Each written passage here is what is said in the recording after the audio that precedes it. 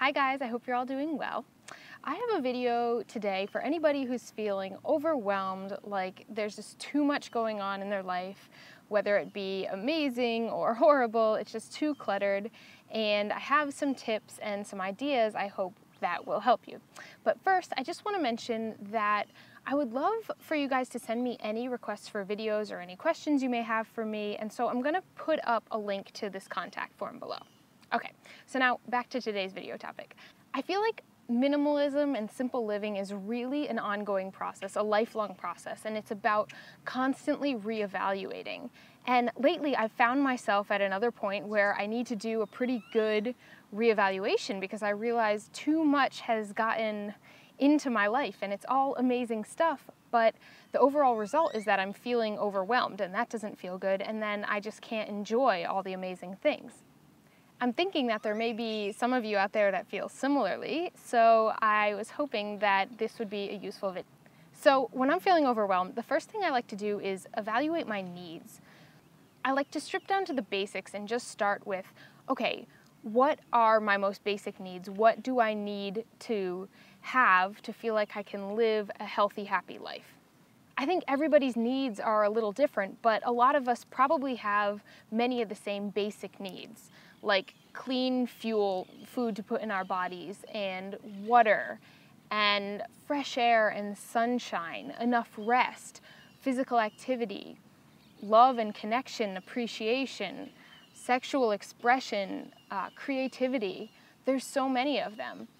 And I think a lot of those we think aren't needs, like perhaps the need to express ourselves creatively, but without that, I think we feel a big lack. I know if I'm not experiencing all of these things and many more, if I'm not feeling like I have personal growth in my life and I'm not thriving, I'm not reaching for my goals, I don't feel like all my needs are being met. And so anyway, get down to what your needs are. Make a list and find out what you feel like you truly need to thrive. Then I suggest looking at those needs and writing down your ideal way to get them met. So I really challenge you to think about what is ideal and try to put aside what you feel like is probable given your current circumstances, especially because many of us want to change our current circumstances to something even better. So if you recognize that you have a need for fresh air and warm weather and sunshine, and your ideal would be to be in a tropical country right now, write that down.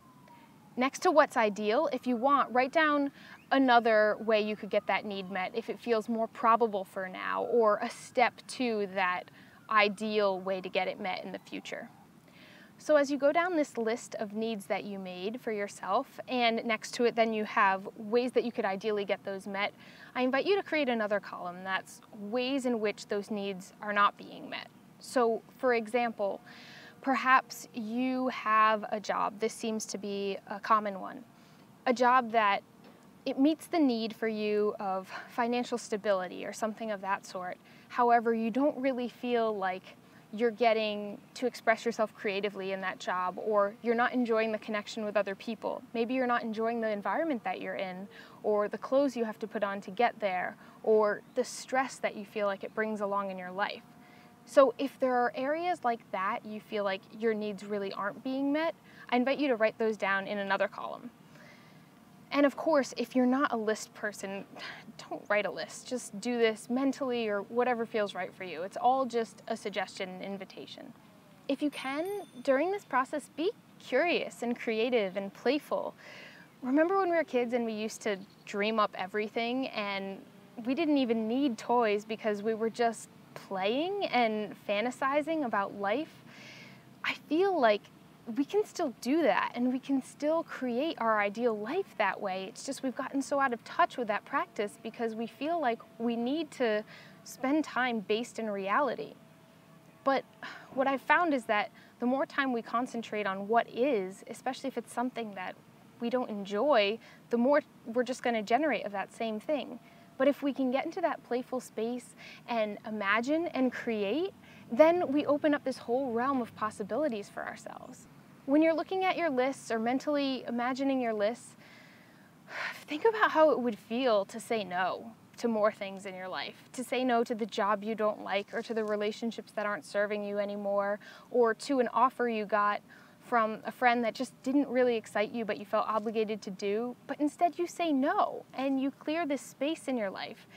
Think about how it would feel to have that space, and maybe just to have more space in your life, or maybe to open up a realm of possibilities of ways that you could fill that space with something that would truly nurture you and meet even more of your needs. I don't think we have to muscle through the decisions of figuring this stuff out. I think that we get to play and imagine, and then when it's time to make decisions, they'll feel right and you'll know what to do. Sometimes it doesn't mean that it's always going to be easy. Sometimes it's going to take a little leap, but you'll know because it feels like the right leap to make. And so what to do if you're in a situation like I am, where I really love all the things in my life? Well, the truth is I do, but I love spaciousness even more. I love having the time to be able to relax and be by myself and actually enjoy the things I'm doing and reflect on them and the impact they're having on me. I love to have time to connect with all of you and to just share and feel like I'm a part of something bigger. And so all of that is more important to me than the elements that are crowding my life, even if I love doing them. So I find that I can still evaluate in the same way and let go of the things that are just adding stress in areas where I would prefer spaciousness. I hope some of these tips have been helpful for you guys. Again, please let me know if you have any suggestions, ideas, questions, comments. Fill out this contact form or write it in the comments below. It's been great connecting with you. I'll see you guys soon.